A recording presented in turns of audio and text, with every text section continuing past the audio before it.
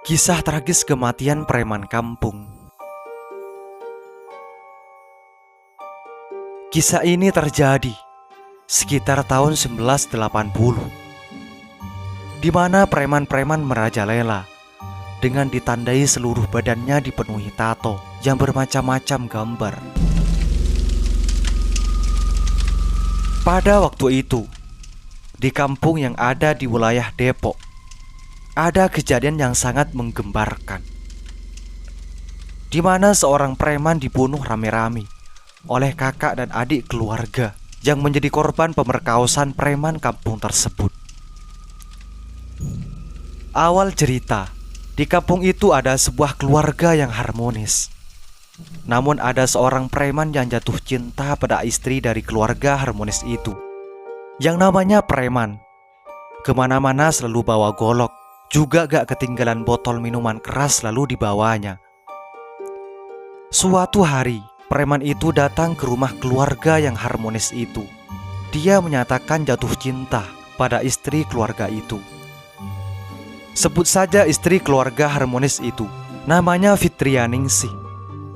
Tentu saja Fitrianingsih menolak mentah-mentah, karena di samping ia sudah bersuami, juga memang tidak suka sama orang yang suka mabok. Akhirnya si preman itu pun pulang dengan rasa kecewa. 2 hari kemudian si preman itu datang lagi dengan menghunus golok sambil teriak-teriak memanggil nama Fitrianingsih. Namun saat itu yang keluar suaminya, maka si preman itu pun marah-marah sambil bentak-bentak suaminya, nanyain Fitrianingsih, "Mana bini kamu? Suruh dia keluar," bentak preman itu. Si suami menjawab dengan rasa penuh ketakutan, "Ada di dapur, lagi nyuci piring." Tanpa permisi lagi, si preman langsung masuk ke dapur. Dan memang Fitrianingsih ada di dapur, lagi mencuci piring.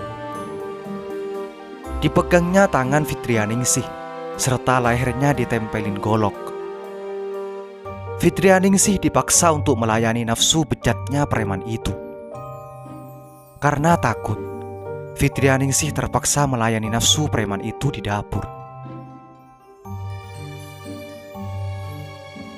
Sesudah puas, preman itu keluar sambil sesumbar, "Awas kamu, kalau kalian macam-macam, aku habisi semua keluarga kamu," ucap preman itu sambil mengancam.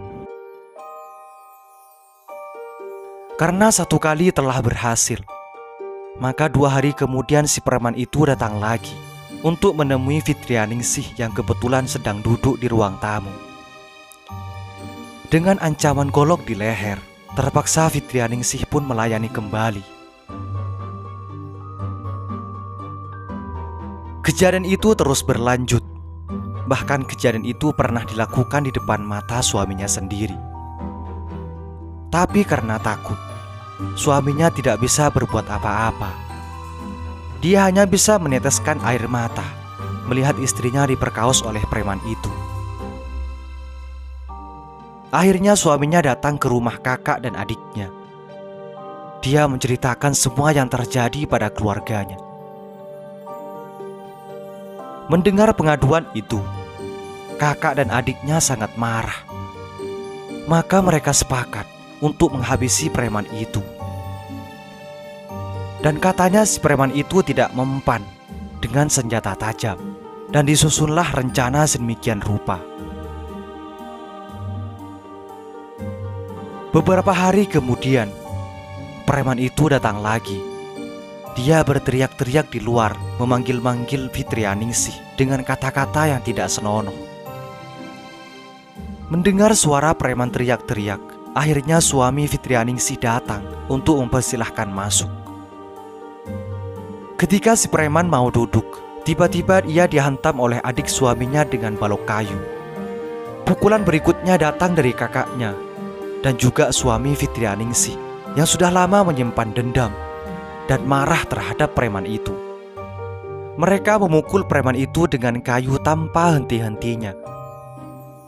Orang-orang di sekitar rumah pun juga timbul keberaniannya dan ikut memukuli preman itu. Akhirnya tamatlah riwayat preman kampung si pemabok yang katanya punya ilmu kebal itu.